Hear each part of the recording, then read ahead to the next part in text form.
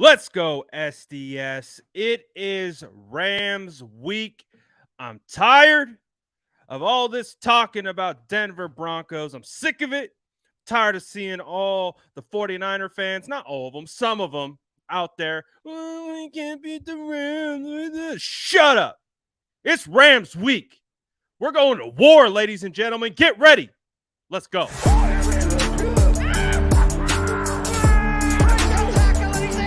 Smash that like button if you haven't already. Love to see it.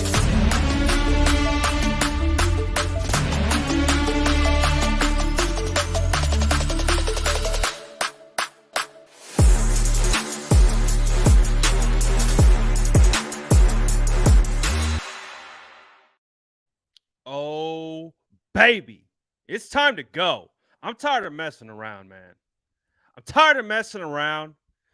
Looking at my comment section on Instagram, all these 49er fans whining and crying and complaining. Sack up.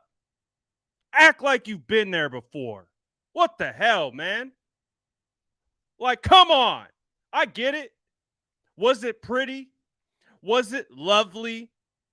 What we saw Sunday Night Football? No, it was not. But act like you've been there before. A bunch of whining and crying all over the place. Get over it. It's Thursday. Let's go. I'm hyped. Screw the Rams. You already know the damn vibes. Drop an SDS in the chat if you're vibing with me. I'm tired. Tired of these brand new 49er fans. Tired of these, like, I've been here for 5 minutes and I'm going to complain about everything. Shut up. Sit down. Be quiet. Let the adults handle the conversation. It's Rams week. Shh. Sick of it. Tired of it. Every time I step in to the freaking comment section, we don't deserve. Man, what? What? Come on, man. Tired of it. I get it. I'm angry. I was upset. I was in my feelings Monday, Tuesday. I get it. It's Thursday now. It is Thursday. I don't know. We got Spicy Aponte in the chat. Maybe, I don't know. He's rubbing off on me. I've been hanging out with Aponte too much. But I'm serious. I've been dealing with this fan base daily since 2017. At a certain point, be quiet. Stop whining. You like the name the 40 Whiners because you are doing a beautiful job of earning that nickname. My goodness, I'm ready to go. I see the Rams. I see the Rams and I just get angry, especially now. I see the Rams, I get angry. Then on top of seeing the Rams and getting angry, the 49er faithful who are like, oh, they own us now. We can't say anything. It's the Rams. So shut up, man. I'm gonna have to quote Rich Madrid. Christ, man. Get it together. Act like you've been there before. It's a new year. It's a new season. I don't care if we've looked like garbage last week against the Denver. Speaking of the offense, because our defense is beautiful. Don't say anything bad about our defense. Our defense is glorious. But come on, man. What are we doing? The ginger beard is hot today. The ginger beard's hot today. I've been dealing with too much BS. You can tell my BS meter is up to here. I've had enough. So, what does that mean? That means the 49ers have yet another opportunity to get back on track, and change the narrative. We know we live in a narrative-driven world. Driven by everything. Hold on, what do we got here? Nick Wagner reporting in the early portion of practice, wide receiver Danny Gray not participating. Okay. Says unknown right leg in a sleeve. So that's interesting. Speaking of practice reports, Daniel Brunskill back practicing today. Going to be interesting to see if a switch at center occurs and they put Daniel Brunskill in to face the Rams. I think it would be poetic timing if it did come out that way. Just quickly here, looking through some of the reports that are kind of coming out because, as you guys know, 49ers are at practice right now. So I'll be like a dog chasing squirrels here as notifications come across my timeline. So I'm tired, but I'm ready. I'm ready for the San Francisco 49ers to put in the work, to start executing and play their style, play their brand of football, because I believe they can. The great Jason Aponte went on 95.7 the game, and I don't think you could literally say it any more perfectly about the struggles with the offense, who's to blame, listen, Kyle's dialing it up with the best he's got and we're seeing wide receivers running open, all right? So at a certain point, it's not about Kyle, not just Kyle. It's not about just Jimmy. It's a combination. It's a collaboration of both. They need to figure it out. You got wide receivers open. You got safeties cheating into the box. We got to see it. We got to identify it. And we got to freaking get it done. Again, I can't say it any better than Jason said it. So make sure you go tap in, listen to the interview that's on his channel from earlier in the day. But there's opportunities to be had here. Matt says it's not how you start, it's how you finish. Let's go. Tell him, Matt, we're just getting started. So, yes, Denver, embarrassing, losing to Mr. Unlimited in that fashion. Offense disjointed, didn't look great.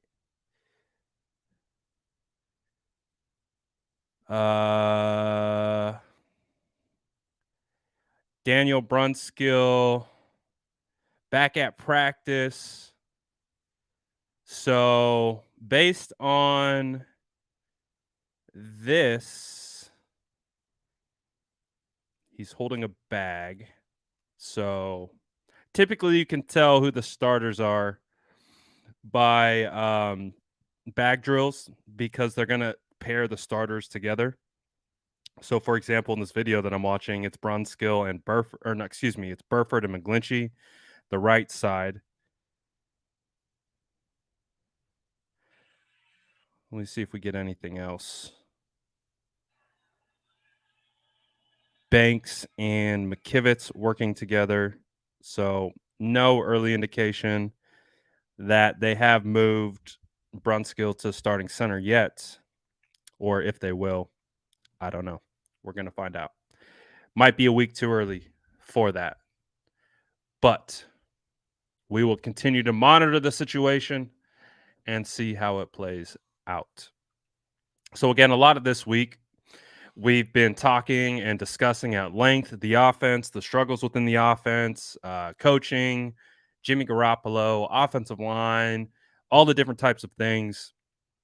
But in the beauty of getting into the film and breaking it down, you can see a lot of opportunities where this team can get back on track. And just a couple little tweaks and minor adjustments, even from Jimmy Garoppolo, Kyle Shanahan, the offensive line, the running game, this can get back on track. And this is a perfect opportunity to do it against a team that you know very well. We talked about the book, right? The book on Jimmy Garoppolo. Well, teams might have the book on Jimmy Garoppolo, but we got the book on the Rams as well. So it goes both ways. The 49ers are heading into a game where the Rams have to travel back to Santa Clara. The last time the Rams were in Santa Clara, they got trounced by the 49ers after getting embarrassed by the Arizona Cardinals and Colt McCoy. So, kind of similar. Feels like we've been here before. Feels like there's definitely precedent to rely on, at least going back to last year, because that's all we have to look at right now. We can't look too far into the future, but we can look back into the past to see how this team has handled adversity before. And we already know the San Francisco 49ers, I believe the last 6 regular season games have come out on top.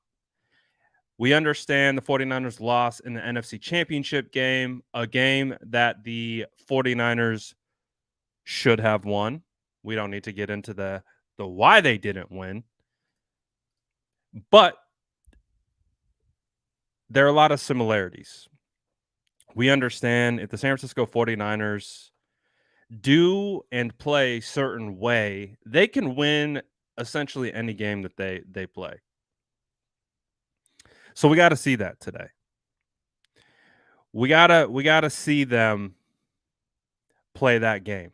And what I really want to see from the offense, because we'll get into the defense here in a second, but from the offense, it starts up front. It starts with the offensive line. The offensive line has to play more in sync. They have to play more assignment sound. There's a lot of promising uh, talent up front, even with Trent Williams going down for the year. Yes, not for the year. Excuse me. I think I said that yesterday as well. He's not gone for the year. He's gone for the near future. But in the meantime, Colton McKivitz is more than serviceable.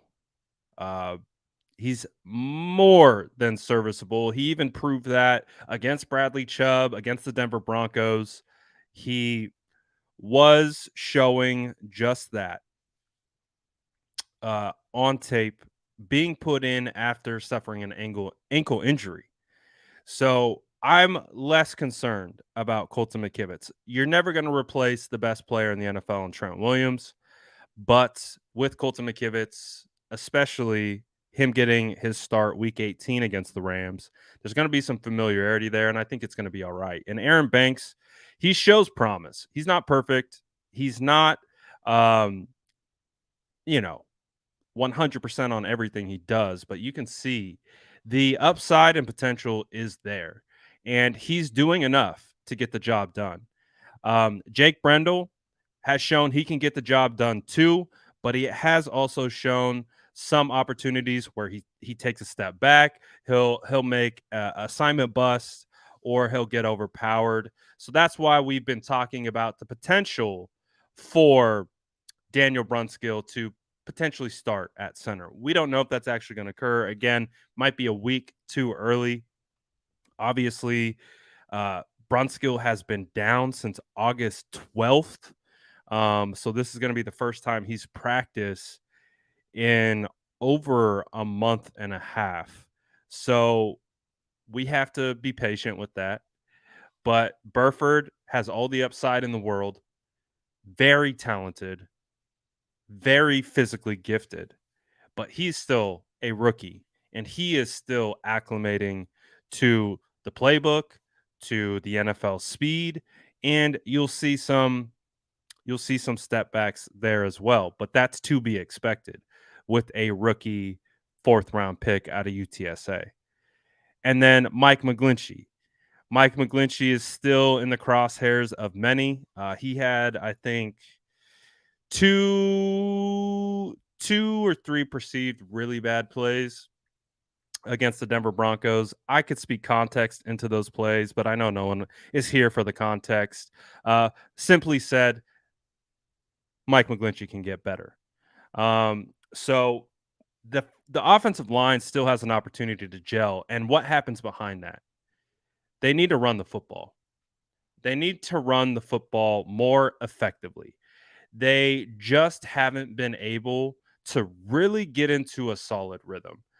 We've seen chunk plays. We've seen the big yardage plays where you have Jeff Wilson break through the line of scrimmage, but I want to see the consistent 4, 5, 6, 7 yard runs, one after another, and then working the defenses to get them flowing in directions that then you work play action off of. Shout out Green Thumb for the $2 super chat. Appreciate you guys. And if the 49ers can do that, I think we can start to see the offense start to look like what we hope to expect. Really, what we hope to expect. Um, let's see. And the hope is that not only we see Jeff Wilson, because I think Jeff Wilson has been phenomenal up until this point. I think he's done a really good job. I think Jeff Wilson is, I continue to talk about it. When I watch Jeff Wilson play, I love his ability to read the field, read the running lanes, read his blocks, find cuts, uh, and doing all different types of things. I think he does a really good job of setting up his blocks, cutting off of his blocks, finding the lanes, squeaking through them. He's really good at that. Really, really good at that. Um, First time joining the live, Marty. Let's go. Brad, people want you to be more critical of the offensive line. I can be. I can be more critical of the offensive line. The problem with being critical about guys that already have narratives out on them is it doesn't matter of what level of that I say. People have already made up their minds. So I can be very critical if I wanted to be. But also when I try to provide clarity, it doesn't hit. So we take it with a grain of salt. Um, but I think the 49ers offensive running game needs to take a step forward. I think that's been one of the things that has been highly discussed, especially when talking about Mike McDaniels and his importance to the offense. With him leaving, he was the run game coordinator. Again, I've said it on this channel dating all the way back to last year. One of the huge reasons why the San Francisco 49ers were able to get out of the rut that they were in was because of the developments within the run game. Pulling Daniel Brunskill more. That was a huge element that really got the 49ers out of their rut from the right guard position, getting him on the move, getting him in space, because that's what he does really well. Notice we didn't say pull Laken Tomlinson more. They did not pull Laken Tomlinson more because that wasn't what Laken Tomlinson wasn't good at pulling. Let's call it what it is. He wasn't good at pulling, so they would only pull to the left side. And so you could see they would play to the strengths of the guys up front. Right now, the guys up front are still trying to gel and still trying to figure it out. So you don't have that guy anymore that can identify those things and kind of mold a game plan around it. At least we haven't seen that yet. So it's going to continue to be a work in progress, but the run game is going to continue to be a huge point of emphasis moving forward. And if the 49ers can get back on track with running the football against the Rams, then I don't see why this offense can't fall back into place. Now,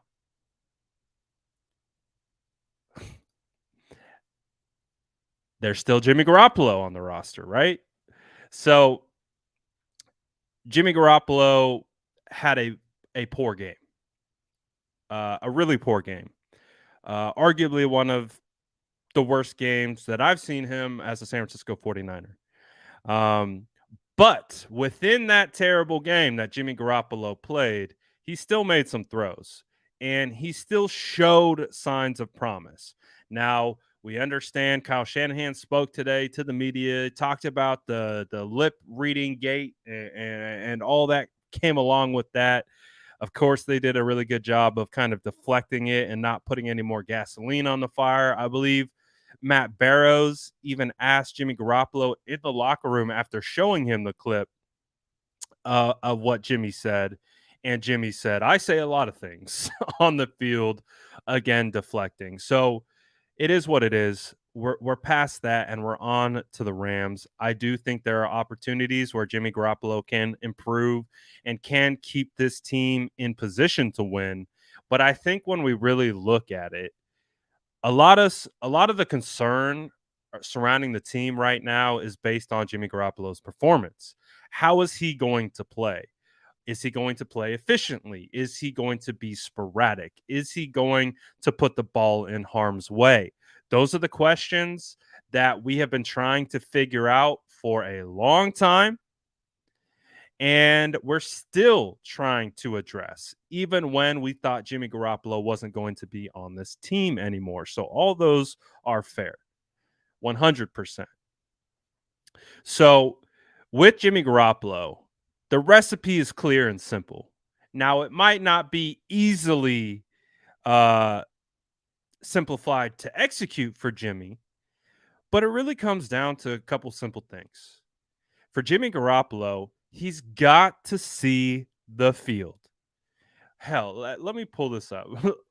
Let me pull this up. I think I saw this from Jesse uh from Last Second Sports,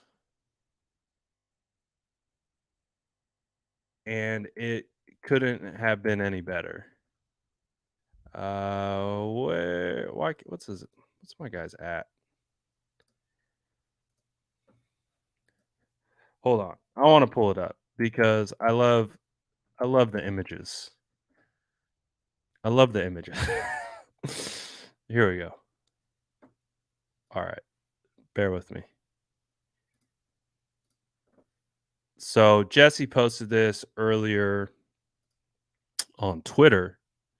This is really a massive key to Jimmy Garoppolo's success. And if you tilt your head a little bit and you could see what's written on his quarterback wristband, see safeties. This has got to be the number one point of emphasis for Jimmy Garoppolo moving forward with the San Francisco 49ers to ensure he is as successful as possible. We understand that the safeties are going to roll down into the box to take away the short to intermediate. We understand it. We get that. I think Jimmy gets it too, or else why did he write it on his wristband? But it really needs to be the point of emphasis because if Jimmy can see that and he can identify these safeties and their tendencies, then the San Francisco 49ers are going to be cooking in the sense of finding open wide receivers.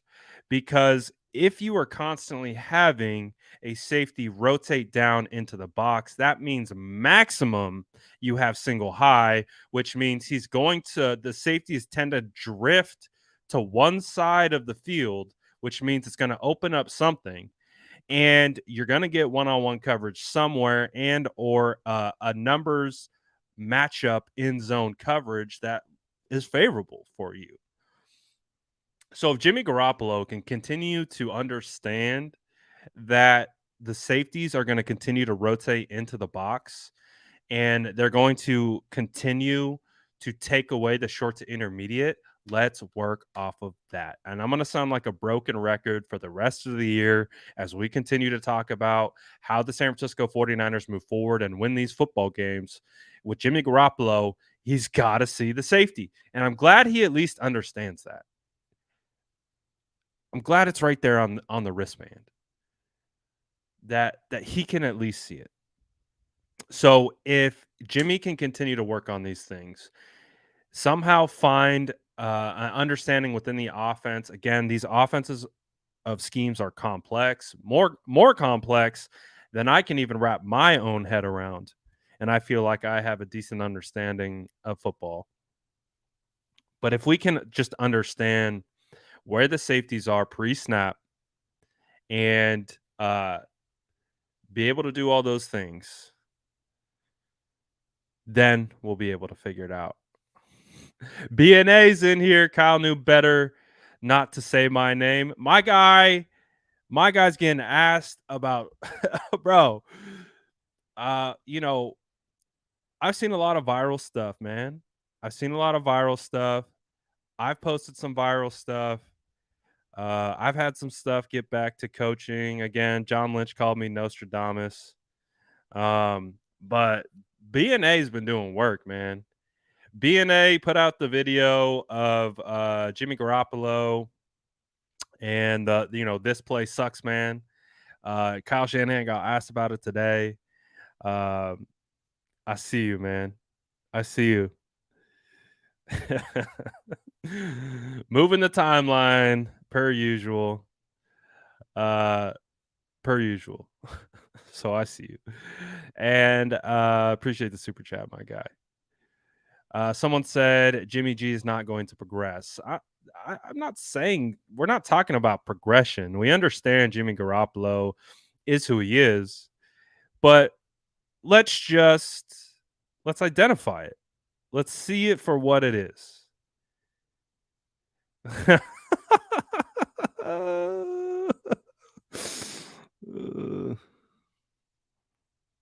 Can you see it?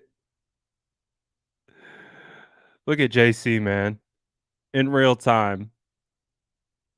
In real time.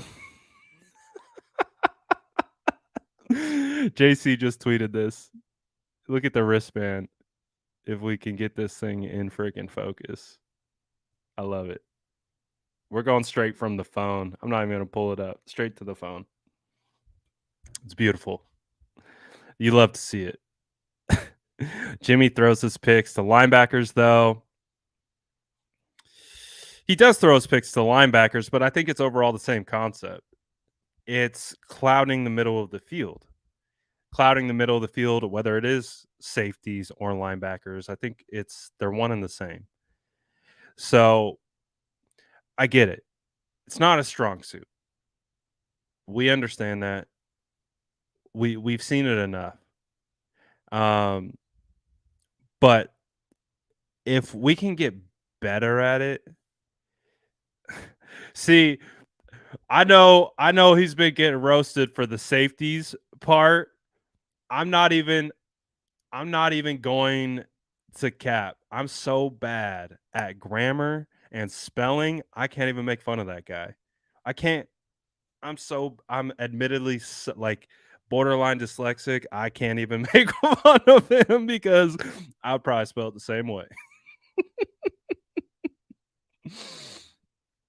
But I guess, people expect more from their multi-million-dollar quarterback, I guess. But again, I do think there is room for improvement in the sense of just understanding certain keys and seeing certain things that you already know are going to happen to you. You know what I mean? Like, they're going to crowd the box. They're going to roll the safety down. They're going to either drop back. They're going to do some type of manipulation over the middle of the field. So how can we continue to take advantage of that? I think that's what I really want to see. Chris says we need this W for team morale. If by some chance we have a repeat performance by the offense, yikes. Yeah, I agree. If the 49ers clearly have a repeat performance on offense, we already know what it's going to be. It's going to be this last week times 4 million because it's going to be Monday Night Football. Everyone's going to be talking about it. Everyone's going to have a take. It's going to be nuts. So we got to figure it out a little bit better, and I think there's an opportunity to do so. For sure. So shout out to everyone dropping the super chats. Really do appreciate it. Jay Tan says, Brad, on the way to 50K. Hey, we got a ways to go. But I appreciate all you guys along for the journey and all that good stuff. Jimmy may not be able to spread the defense vertically, but he can horizontally. Everything helps in getting the middle of the field open, and that's very true. He did show multiple instances of throwing outside the numbers against the Broncos. He did show a couple instances of pushing the ball deep downfield. He had the miss to Brandon Aiyuk that sailed out of bounds. So I'm seeing a willingness from Jimmy. And I think, for all the crap Jimmy has gotten, and rightfully so, I get it. There is also a side where I did see Jimmy doing things a little bit outside of the norm. And that would be kind of like, even the outside of the numbers stuff. Like that one that he had a dot. He threw a laser to Jawan Jennings. That was a really nice throw outside the numbers against the sideline. That was really nice. The one again to Aiyuk, he got one-on-one coverage and he threw it deep. Now sailed out of bounds on him a little bit. You want to get that back a little bit more. And you want to get it so your wide receiver can at least make a play on the ball. But I see that as at least a step in the right direction. Now let's take it one step further. Now let's take advantage. Let's take advantage of the safeties and these defenses and how they're reading them and try to pick our spots a little bit better. Now, is that going to happen? I don't know. But I would like to think it can.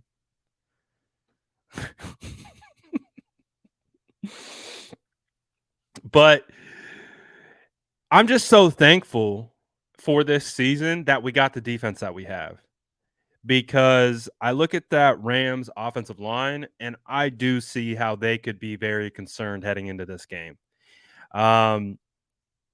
Matthew Stafford is mobile within the pocket in the sense of he can move around in the pocket, but outside of that, he's not moving a whole lot.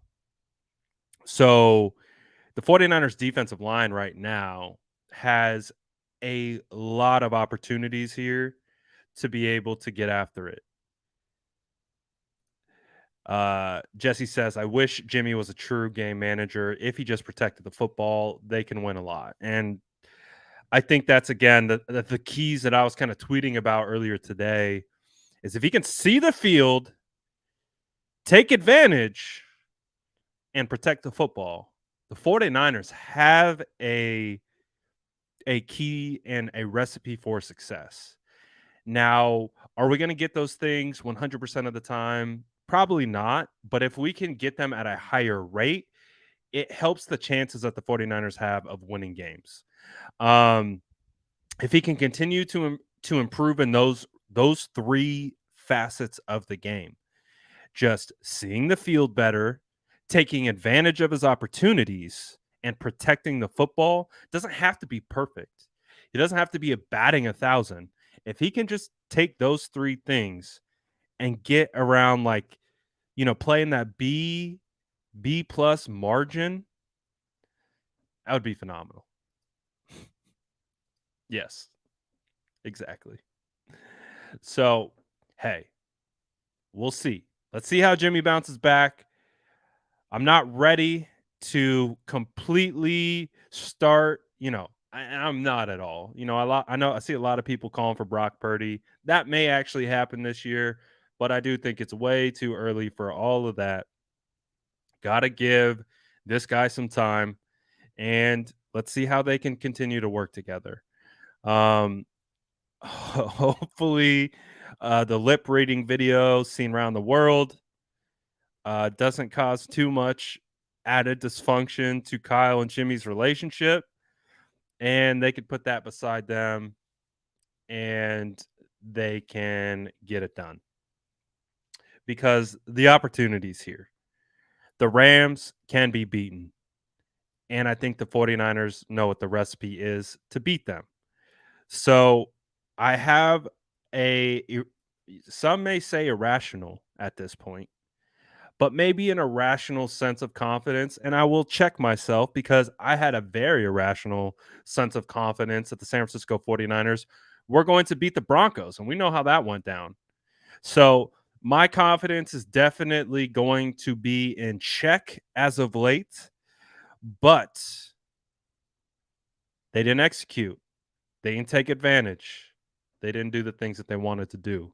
Um, so opportunities, and more opportunities. And the 49ers have another one with a team they match up very well against, a team that I think is taking a step back in regards to talent. Um, and I think there's an opportunity to be able to take advantage. So let's see. Let's see. Kittle is slow nowadays. I mean, is he? I saw a play on that same play where Jawan Jennings had the rope to the sideline. Uh, Kittle beat the safety with a nice little head fake to the inside, snapped it back out towards like a corner post, and he was open. He was open on that play. He can't throw himself the football. And let's say you hit Kittle in stride right out of his break, he's breaking that tackle, and potentially we could be talking about a touchdown. But those plays don't happen because no one throws him the football. So at a certain point, the conversation needs to include, yeah, I get it. George Kittle paid handsomely. A lot of people tired of seeing him used like a tackle. I do understand that's a very important function of what he does. But again, if he doesn't get the ball in the passing game, you can't fault him. Those are conversations that need to be had with Jimmy Garoppolo and with Kyle Shanahan. So I'm not too worried about it. I'm really not. I think Kittle has an opportunity to do a lot more. And as he gets more up to speed with all this good stuff that's been going on lately, I think he'll be just fine. Jorge says Kittle has to now help the O line. Even when McKivitz came in, he didn't do a whole lot of chipping. They lined him on McKivitz's side, which forced typically Bradley Chubb to play outside of Kittle, which gave McKivitz a little bit more time to react to the rush from Chubb. But Kittle wasn't really chipping him a whole lot. He was running his routes. He was doing what he had to do. So I don't think the game plan is going to change a whole lot. I really don't. I think they have enough confidence in McKivitz, as I do as well. Now, McKivitz isn't going to be perfect, but I think McKivitz has potential. Now, where McKivitz is always going to have a hard time with is pure speed because he's a guard playing left tackle, in my opinion. But he has a good kick step, but it's not like he doesn't have that fluid kick step where he gets them out in space super fast. But he's more than capable, and he's really good at riding defensive ends outside the pocket if they do kind of get the outside on him. So it's going to be interesting to see. I am going to be perfectly honest with you all here. I'm a big offensive line guy. I am a little concerned about Aaron Donald. We'll see if those concerns are met. I will say this. When I watch Jake Brundle, he seemingly has a harder time with stronger defensive tackles. Well, the thing with Aaron Donald, which makes him particularly good, as we all know, is he's strong, but he's fast and extremely quick off the line of scrimmage. So that is my one concern right now, at least what I've seen through 3 weeks on tape. I think when it comes to blocking leverage, either the left side or the right side of the body, Brendel does a pretty good job there. But it's the head up stuff. It's digging guys out. It's driving guys down. Those I think are the times where we can see him struggle a little bit. and we've seen him struggle a little bit with some of his assignments. So that I think is a real concern, and it's going to be very interesting to see if the 49ers stick with McKivitz, Banks, Brendel, Burford, and McGlinchey, um, how Aaron Banks plays. Because, hey, say what you want about Brunskill. Brunskill he has it. And that's one of the things that I love about Brunskill, because he's not going to overpower you, but he knows how to work his leverage to his advantage.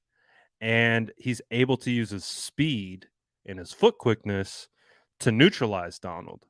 That's the thing that Donald works against everyone else. Donald is so fast and so explosive off the line of scrimmage. Then he hits you with the strength. It makes it really difficult for guys to match. But when the offensive lineman can match his speed, and Donald can't get a step on the offensive lineman because the O lineman is matching that first step quickness, it makes it a lot harder for Donald to set up what he wants to set up. That's why he has such a hard time against Brunskill. It's not because Brunskill's stronger than anyone. It's because Brunskill's faster.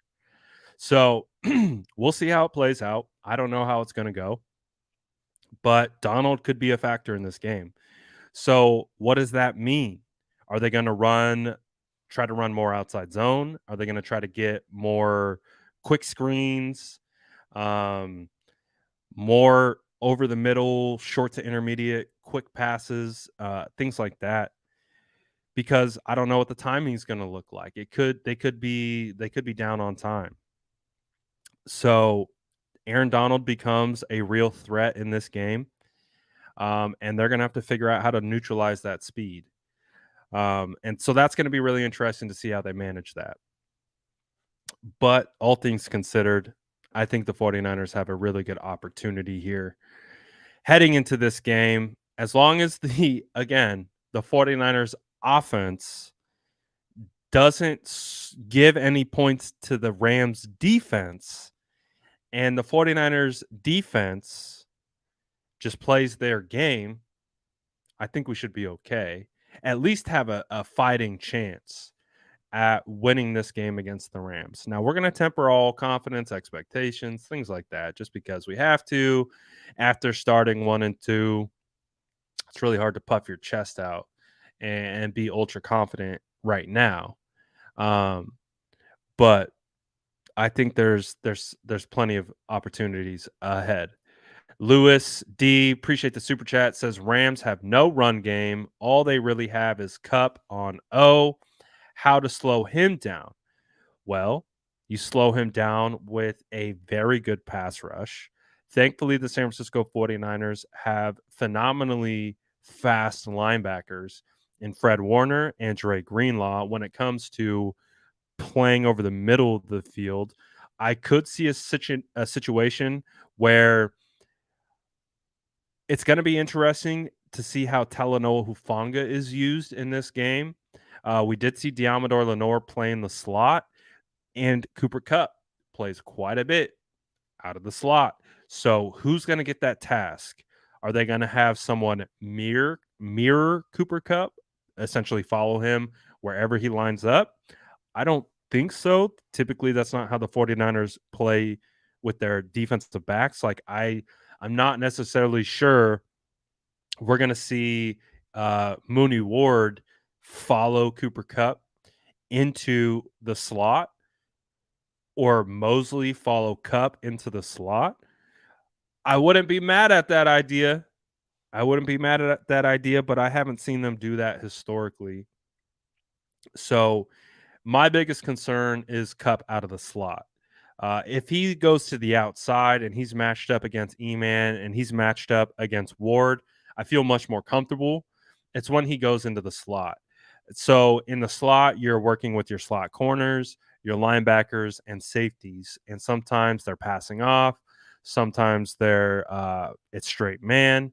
So it is going to be interesting to see how they get that taken care of.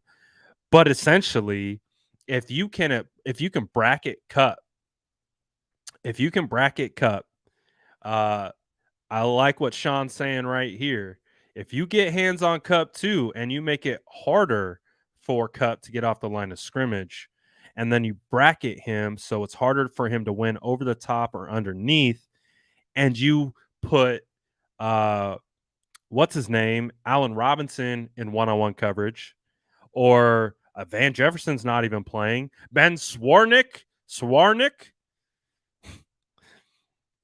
the other one, the other white boy. Um, you got him. You got Tutu Atwell. So I think Allen Robinson has been a bit of a disappointment so far for the Rams. So if you can just figure out a way to neutralize Kupp, whether that's bracketed coverage, whether that's press man, whatever, just make it more difficult for him. And you force Stafford to beat you with everyone else. It again just, I think, ups the chances for the 49ers because they do have a really good pass rush. And we saw, I mean, I haven't watched the Rams since that first game of the year, but that offensive line does not look good. And Nick Bosa and that defensive line can feast, I believe, because they lost their best offensive lineman in Whitworth at their left tackle position. So I think there's absolutely an opportunity because when you look at Darnell Henderson or Daryl Henderson and you look at Cam, I almost said Cam Inman, not 49ers beat reporter Cam Inman, but Rams running back Cam Akers. They're not striking fear into my eyes as of right now. And I am someone who pays close attention to Henderson. Um, just not seeing a whole lot by them. So there is potential for this defense to really suffocate the Rams offense. If they take away certain weapons and do certain things, I think they can make it very difficult. And especially you add some of that Levi's Stadium crowd noise to the mix. We are bound to see at least two boneheaded throws by Matthew Stafford. Now, Matthew Stafford might make some good throws, might make some might make some highlight plays, but we kind of understand what it is as of late. Someone's getting an interception. Someone's getting a pick. Stafford's going to make a bad read. He's going to make a poor throw. He's just going to toss it up to whoever wants it. We just know it's bound to happen. So when those opportunities come, take advantage. Take advantage of them. Win the turnover differential. Suffocate their run game. Suffocate Cooper Kupp and put it all on Matt Stafford. Put it all on his elbow. Make him beat you. He's bound to make a mistake, especially against this defense and the way they can scheme it up with DeMeco Ryans. So again, a lot of doom and gloom earlier this week, but there is a path forward, and it's the Rams, man. Screw the Rams. I'm tired. This would be a great opportunity for the 49ers to get a W, get back in the top of the rankings in the NFC West, and then get ready for Baker Mayfield and the Panthers. So a lot of pressure. Lots of pressure. But can it get worse? You know that saying, right? When you hit rock bottom, there's only one place to go. So that's the hope. That's the hope, at least when it comes to talking about the Jimmy Garoppolo narratives that we seemingly talk about all week. Hopefully that game against Denver was the worst game that we've seen from Jimmy Garoppolo, and the only way there is to go up.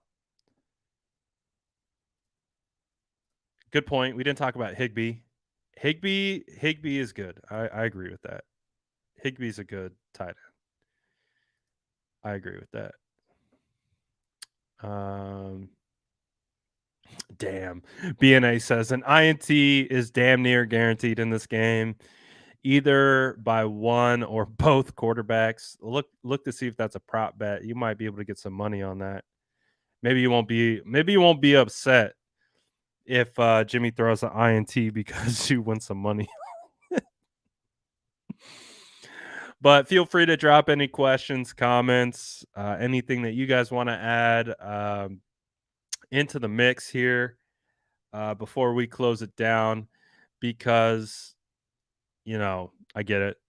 Last week sucked against Denver, wasn't great, wasn't well executed. From an offensive standpoint, defense did a phenomenal job. Offensive definitely struggled in that second half. If they can just be efficient, be careful with the football, and keep Jimmy clean enough to be able to see the field, I don't see why this team can't win this game. So why don't we do this? Oh, here we go. Callie says, would you follow Kupp with Charvarius man up? I would not be opposed to it. I definitely would not be opposed to it. I think the number one goal, if I was a defensive coordinator, would be to stop and neutralize Cooper Kupp. I don't want Cooper Kupp to beat me. Cooper Kupp, hey, he got behind the defense last year. He had that touchdown in that Week 10 game at Levi's. Got Talanoa with a nice little double move. Got behind the defense. He scored a touchdown. So with Cooper Kupp, you also don't want it to be death by 1,000 paper cuts where they're just peppering them over the middle, 5, 10, 15-yard completions just over and over and over again. So he can beat you all different types of ways. That's why Cooper Kupp is one of the best wide receivers in the NFL, because he can beat you a lot of different ways. But if it came down to it, I would love to see Charvarius or Mosley always on Kupp. Diamador Lenore, that feels like a mismatch. Just because Diamador Lenore hasn't played a whole lot of football up until this point. So, maybe he does come out and has a really good game against Cooper Kupp. But from what we've seen right now, I would feel a lot more comfortable with that situation. Will I be attending the game? TBD. TBD. Might have to, though. Monday Night Football. Might have to. At Levi's. Angry 49er faithful. Just ready to yell at someone. Yeah, I might have to be there.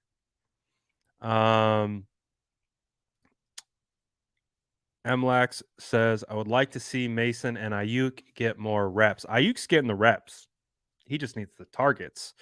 With Jordan Mason, we need some more Jordan Mason. We need more Jordan Mason.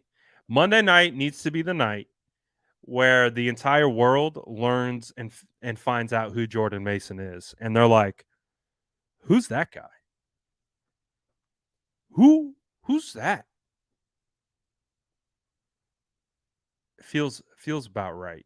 But we also understand Kyle doesn't listen to us.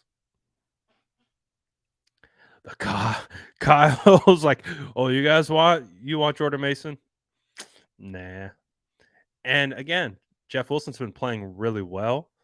But I feel like it's a weird situation, considering like when we look at Kyle Shanahan backfields, there's always a rotation.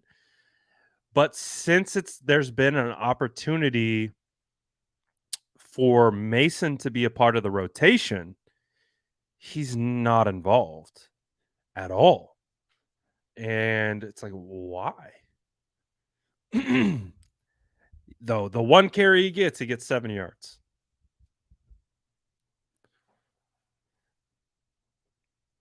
People talk about pass protection. I went back. I watched some of the snaps. I saw Jeff Wilson Uh, he went to the right spot, but he missed on a pass protection block. They didn't put Mason in opportunities to pass block, so I couldn't tell you one way or the other. They did put Mason and they ran a route. I think he ran a quick out towards the sideline. Didn't throw it to him though. But really, really need to get Mason involved. I think he would be a spark. I really think he would be a spark, especially too in front of a home crowd. I think it's crystal clear that the fan base really does like Jordan Mason and they want to see Jordan Mason get some run. So if you can get him some opportunities at home at Levi's, I think you're going to see the crowd react pretty positively to uh, any positive runs by Jordan Mason. And that could be a boost. Could be a boost. What's up, stepson? More Mason, 100%. Kyle does the opposite of what people want. Could be a game where we see more Marlon Mack. Maybe we see Tevin Coleman.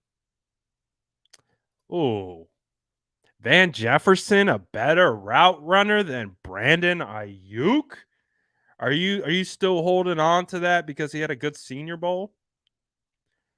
Just because Van Jefferson had a good Senior Bowl performance 40 years ago, uh, doesn't mean he's the better route runner over Brandon Aiyuk. Brandon Aiyuk cooks dudes, and it's not much of a debate. Brandon Aiyuk got routes, bruh. And Van Jefferson has been a major disappointment up until this point. Uh, Brad, when our RBs get healthy and come back, are we worried about Mason going back to the practice squad? No, I don't. I think that would be interesting because I don't think Mason would last too long on the practice squad. Again, kind of the same logic that we applied to why they couldn't cut Mason. I do feel like they wouldn't be able to uh, maintain him on the practice squad. Is Gray officially in the doghouse? I feel like if you're a wide receiver, you're just that. I think it's part of the process of being a Kyle Shanahan wide receiver. Um, I think if you're gonna be a wide receiver in this scheme, you just have to go through the doghouse. I think Debo Samuel talked about it. Debo Samuel talked about it at the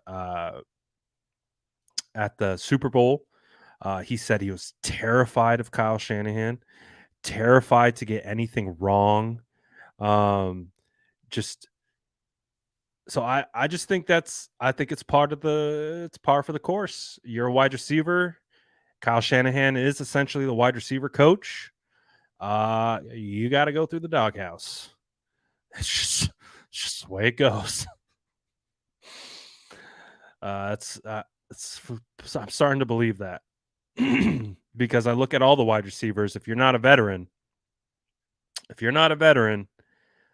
I think you have to go through the doghouse and get out the other side. And where we don't see a lot of guys get out the other side. Debo had 6 rushing yards. Yeah, I don't think I would love to see Debo utilized more as a pass catcher. It doesn't feel like Debo was really good when it came to like when I go back and I think of the runs that Debo was successful on. He was successful running behind Daniel Brunskill as a puller in those types of running concepts that Mike McDaniel's created. We are not seeing a whole lot of Spencer Burford pull. We've seen Burford pull. We've seen him do decent when pulling. We've seen Banks pull. They use the puller in play action formations, but I'm not seeing a ton of it, especially like we saw last year. Um, so I don't know if that's a function of personnel or what they're trying to accomplish scheme wise. Um, I don't know if that changes things. I don't know if that changes things for the way Debo is used out of the backfield. 178 viewers, 90 likes. Let's get to 100. We could get to 100 for this Thursday live. I kind of agree with this, but I will speak to the fact that I think Danny Gray is a complete wide receiver. I think he gets labeled as the deep threat.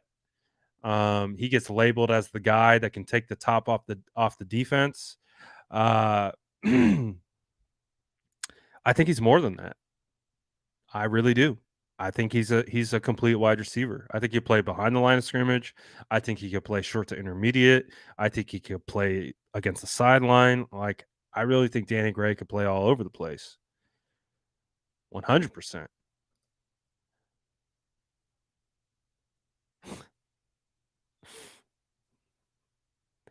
So, we need more juice. Hey, did you guys see how angry Juice was at Jalen Moore? I've never seen Kyle Juszczyk mean mug his own player. I've never seen it before. Like, when I think of Kyle Juszczyk, I think about like one of the nicest guys. Like, you know, if there was something wrong, he's gonna come up to you, put his arm around you, and be like, "Hey, we got to do this next time, bro." When they were running behind Jalen Moore and Jalen Moore picked up the wrong guy, I've never seen Kyle Juszczyk just whip his head around at someone, stare at him, and then just go, just look back in disgust. I was like, oh, shit. I was like, damn. Then Jalen Moore got benched, I think, 2 plays later. So that is the second time that Jalen Moore has got benched in game for a performance. I think he's only played in 1, 2, 3, 4, 5. I think he's only played in 5 games. 2 of them he's been benched, and they're the last 2 that he's played in. Benched against Jacksonville Jags and benched after 7 plays against the Broncos. So definitely a rough game for Jalen Moore. And Juice's body language would confirm that as well. But I'm excited. I think there's an opportunity here. I'm not ready to put the fork in the 49ers yet. I think this is a great test for them to get back on track. And it's LA, man. It's the freaking Rams. Like, we cannot concede defeat already. We got to be talking. This is a division rivalry. Hell, the fact that these son of a biscuit eating Bulldogs won the Super Bowl last year makes me even more angry. Makes me want to beat them even more. I'm hearing fans say, "Oh, we can't talk about the Rams. We can't." Come on, man. It's freaking Rams. It's time to cook them. I'm ready. So we got one more day before the weekend hits. Then we got the long weekend until Monday. And the bright lights will be on. So looking forward to this matchup, I think the 49ers can get it done. We understand what the keys to victory are and all that good stuff. So unless you guys have any other last things that you want to discuss, did we get to 100, by the way, before we shut this thing down? Did we get to 100 likes on the stream? So tomorrow we'll do bold predictions. We'll do players of the game. We'll do score predictions. We'll do all that tomorrow. Let's go. We got it. Shout out the squad. Appreciate every one of you. Hit that like button. Appreciate everyone who keeps the good vibes. Appreciate all the SDS. Again, we've been tested early, squad. It's all good. We've been emotional. It's okay to be emotional. We'll get it back. We'll get back on track. And as always, we keep the vibes up. Positive, optimistic about the squad, all that good stuff. And we have another opportunity. Regardless of how ugly that game was against the Broncos, plenty of opportunities to get it back. So looking forward to the matchup, looking forward to see those stinking Rams again and get back home to Levi's Stadium. So appreciate you guys always and forever. Sub if you haven't. Hit the noti bells so you don't miss a live, and appreciate everyone who engages with the content, whether here on YouTube or Facebook or Twitter or Instagram, where it doesn't matter. Appreciate to the whole squad. You guys are the best. I'm out of here. No cookies for Roman today. A rare occasion. Rare occasion that we can't hand Roman a cookie for being here from the start to finish. But we understand. It's all good, my boy. We'll be handing out cookies tomorrow. Also, grab your cookie on the way out. You were here from start to finish. We're out of here. Peace.